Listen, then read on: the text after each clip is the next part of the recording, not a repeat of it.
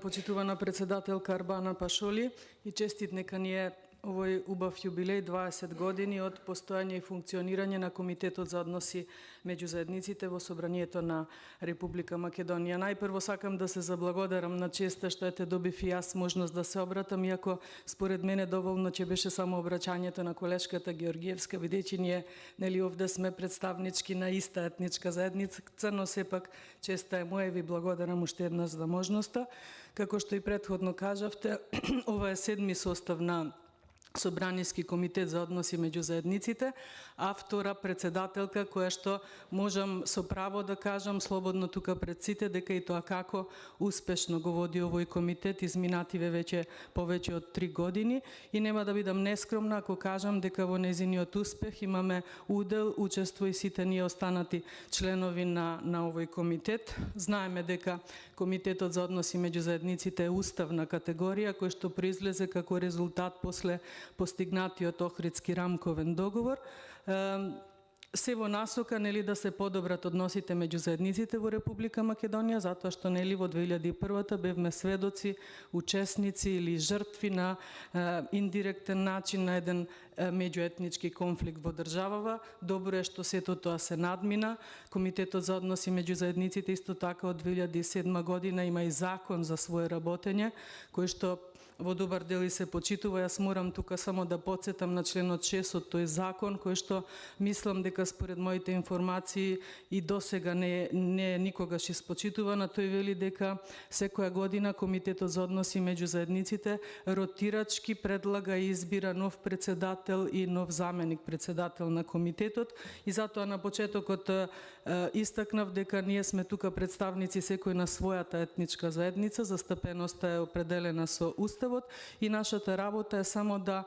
со нашиот активизам, со нашите заложби, овој комитет барем во изминативе 3 години на почеток на секоја година усвојува програма за активности, секој месец имаме активности, на крајот на секоја година и го усвојуваме извештајот за нашето работење, остваруваме средби тука во собранието, излегуваме надвор од собрание, имавме посети на неколку општини, каде што можам со жалење да констатирам дека многу малку од општините ширум Република Македонија имаат формирано или ако имаат формирано, тоа е само на хартија, телото за односи меѓу заедниците. Се надевам дека тоа во општинските совети носи назив Комисија за односи меѓу заедниците. Како и да е, нашиот мотив е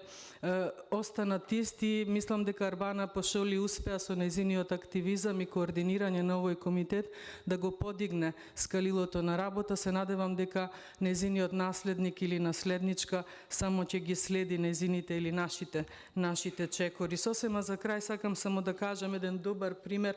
за Република Македонија воопшто како општество, односно држава која што треба да се гордее со ова богатство на етнички заедници, со нивната култура, со нивните различни јазици и сето ова споено во еден заеднички живот без разлика дали некогаш имало конфликти отворени или не. Сепак ние сме тие кои што треба да апелираме и да бидеме добар пример дека соживот во Република Македонија и тоа како е можен, а еден од поголемите фактори мислам дека сме или примери за добро однесување сме токму ние пратениците во ова собрание. Мислам дека Комитетот за односи меѓу заедниците е една светла точка за тоа дека и тоа како можеме добро да соработуваме, да се согласуваме и како што кажав, затоа можеме да се пофалиме со успех. Да завршам со примерот кој што сакав за крај да го истакнам, а тоа е дека Република Македонија покажува висока грижа и сензибилност за културното наследство, но на сите етнички заедници во државата и со ваквиот однос се истакнува не само во регионот, туку и пошироко ширум Европа. Доказ за тоа се бројните културни добра кои што им припаѓаат на сите етнички заедници, кои што се впишани во единствениот регистар на културно наследство во Македонија, меѓу кои можам да ги наведам дијалектите на албанскиот јазик, дијалектите на турскиот и на ромскиот јазик, полифоното пеење кај власите во Република Македонија, ковачкиот занает кај ромите, бројни обичаи кај албанците, Хадрлеска и турците, кој што е впишани во УНЕСКО заедно со Турција и уште многу други. Ова е пример на нашето богатство, а секое богатство, па и богатството на едно општество, треба да се чува и негува. Ова е наше наследство, но и наша обврска, која што се надевам дека ќе оставиме во амените и наследните комитети за односи меѓу заедниците во овој парламент. Ви благодарам за вниманието и честитки уште еднаш.